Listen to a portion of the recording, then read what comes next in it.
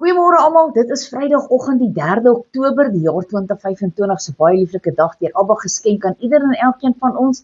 My naam is Sonja Gerber. Vanoggend gesels ons bietjie oor die woonplek van God.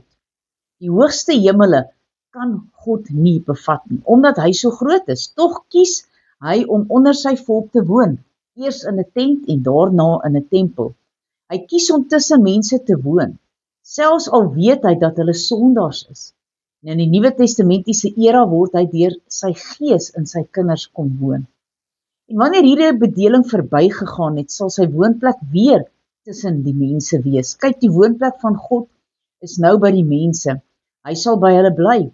Hulle sal sy volke wees en God self sal hulle God wees en by hulle woon.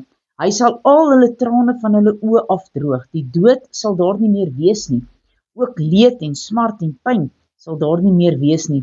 Die dinge wat vroeër was, het verbygegaan. Openbaring 21 verse 3 en 4.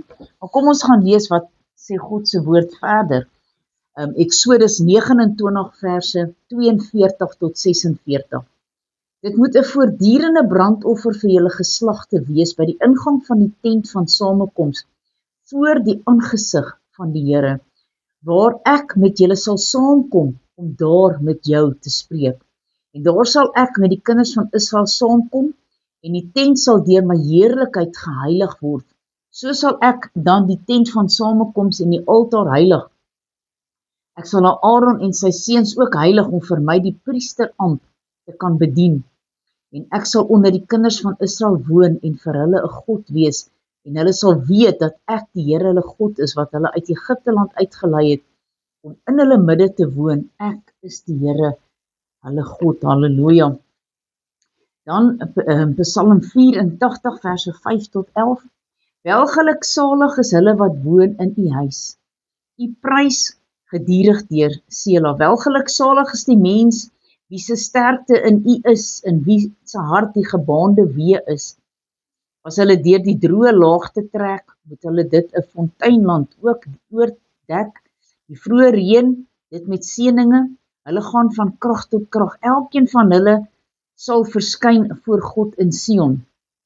Here God van die leerskare, hoor my gebed, luister tog, o God van Jakob Sela, o God, ons skuld, kyk en aanskou die aangesig van u gesalfde, want 'n dag in u voorhowe is beter as 1000. Ek wil liewer by die drempel staan in die huis van God, as om te woon by tente van goddeloses. Die volgende gedeelte deel ek graag hier uit Markus 11 vers 15 tot 18. En hulle het in Jerusalem gekom, en toe Jesus in die tempel ingaan, begin hy om die wat in die tempel verkoop en koop uit te jaag, en die tafels van die geldwisselaars en die stoele van die duiweverkopers het hy omgegooi, en hy het niemand toegelaat om enige voorwerp deur die tempel te dra nie. En hy het geleer en vir hulle gesê, is daar nie geskrywe, my huis moet 'n huis van gebed genoem word vir al die nasies nie, maar julle het dit 'n rowersspilonk gemaak. En die skrifgeleerders en owerpriesters het dit gehoor en gesoek hoe hulle hom kon ombring, want hulle was bang vir hom, omdat die hele skare verslaaf was oor sy leer. Die heel laaste gedeelte is hierso uit Efesiërs 2 vers 19 tot 22.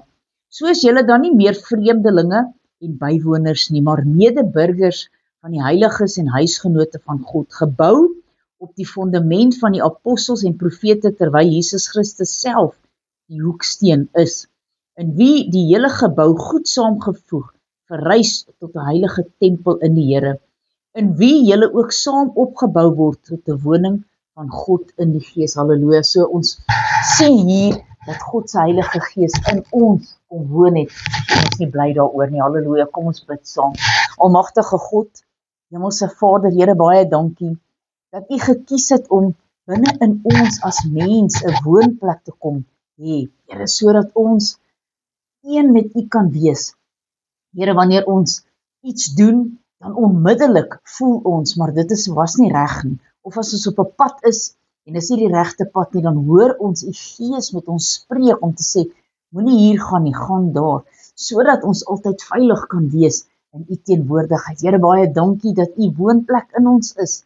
Here, word verheerlik in hierdie dag. Here, seën ieder en elkeen in hierdie naweek. Dis my gebed in Jesus naam, haleluja, amen en amen.